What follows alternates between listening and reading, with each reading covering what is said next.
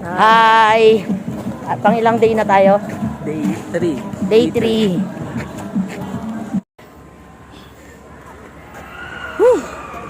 Tapos takbo, katapos lang rin stretching. Upo muna tayo, kwentuhan. Ang topic natin about love. Ilang taon ka na kang single?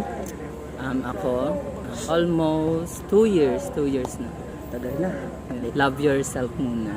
Ako 1 year pa lang. Ngayon katapusan. Kaya ko rin pala mag-single. Kaya, basta tukusan mo. Kailan jowa ka na?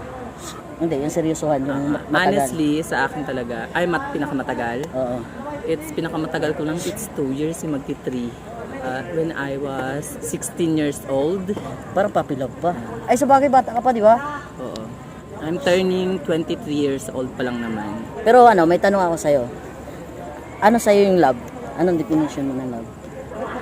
Sa akin, ang love is very important. Because if you have love, you will have trust, nandiyan na lahat forgiveness, faith, tiwala, and anything else, yeah.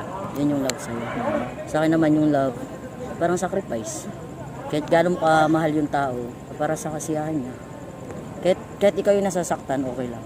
Yung tipong, kahit gano'n mo pa kamahal yan, kahit mamatay-matay ka na sa sakit, papakawalan mo. Para sa kaligayahan niya. Parang paubaya ba? Paubaya na rin sa... paubaya.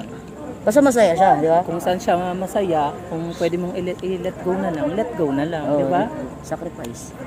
Huwag kang iiyak ka. Kaya. Siyempre magpasalamat muna tayo sa mga viewers mo. Maraming salamat sa walang sawang pagtutok sa vlog ng aking kaibigan. Thank you. Yeah. Thank you very much. Sana patuloy pa namin kayo mapasaya.